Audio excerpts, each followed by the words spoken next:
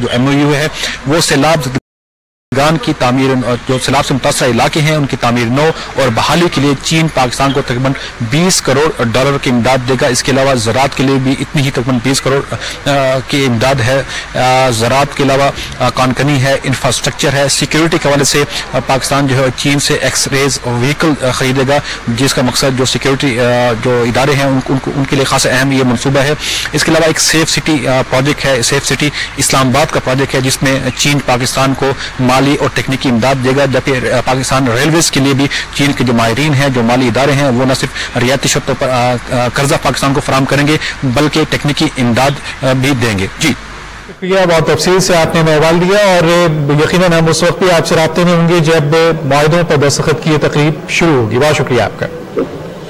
السلام علیکم. ہمیں ڈیٹیل پرائم منسٹر ہاؤس سے دے رہے تھے, اور جن شعبوں میں 13 MOUs پہ دستخط ہونے ہیں, مختلف ایگریمنٹس پہ سائننگ ہونی ہے. کل بھی پاکستان اور چین کے درمیان مختلف شعبوں میں جو ٹریڈ انہینسمنٹ کے معاملات ہیں, انڈسٹریل سپورٹ کے حوالے سے, فلڈ افیکٹڈ ایریاز کے لیے جو اسسٹنس مل رہی ہے, ان پہ مختلف اور سمجھوتوں کو اپنی شکل دی جائے گی. مجموعی طور پر ان کی تعداد 36 کے قریب ہے. بالکل, اور چین نے ایگریکلچر کے جو شعبہ ہے اس میں پاکستان کی بہت مدد کی ہے. ہبائی سیڈ کمپنی نے جس سے پاکستان میں جو رائس کی پروڈکشن ہے, جو چاول کی پروڈکشن ہے, وہ زیادہ ہو جائے گی, اور اس میں آپ ایک انکریز سرپلس والیوم دیکھیں گے.